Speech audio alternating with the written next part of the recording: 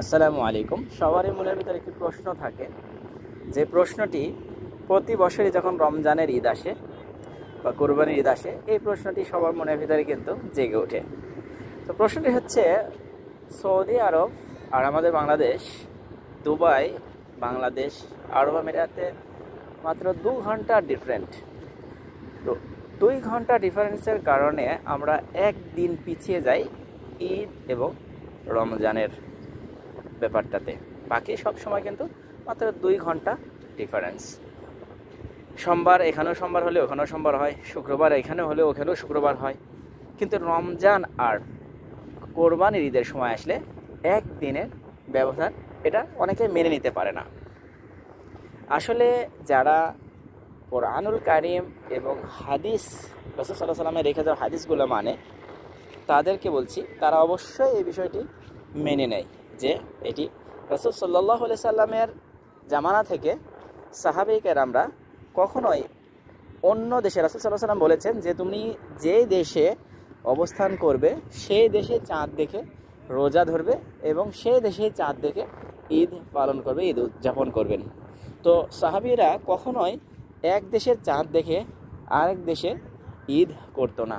তারা যেখানে যে দেশে অবস্থান করত সেই সময় সেই দেশে চাঁদ দেখলেই তারা রোজা শুরু করত এবং চাঁদ দেখলেই রোজা শেষ করে ঈদ পালন করত, ঈদ উদযাপন করত। তো আমরা এই বিষয়টি মেনে নিতে পারি না, কারণ আমাদের ভিতরে এই যে মূর্খতা রয়েছে। কারণ মূর্খতা যদি না থাকে, দেখুন প্রথম দিন যখন চাঁদটা ওঠে তখন সেই চাঁদটি মাত্র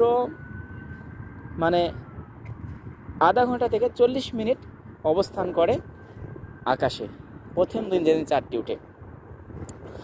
অথচ আমাদের দেশ আর এই সৌদি আরব এবং আরব আমিরা 2 থেকে 3 ঘন্টা ডিফারেন্স।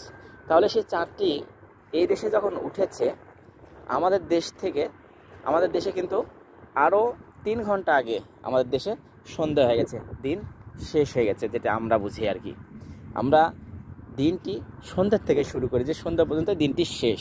তাহলে আমাদের দেশে 3 ঘন্টা পূর্বে দিনটি শেষ হয়ে গেছে, আর 3 ঘন্টা পরে এখানে দিন শেষ হচ্ছে। এই কারণেই কিন্তু আমাদের দেশ আর এই দেশে একদিন ব্যবধান হয়ে যায়, কারণ চাঁদটি তো আর এত দীর্ঘ সময় থাকে না, আর আমরাও সেই সময় চাঁদটি দেখতে পাই না। আর এখানে যখন চাঁদটি দেখা যায় তখন অনেক পরে দেখা যায়। আমাদের দেশের এশা তারাবি সব কিছু শেষ হয়ে গেলে সৌদি আরবে তারাবি শুরু হয়।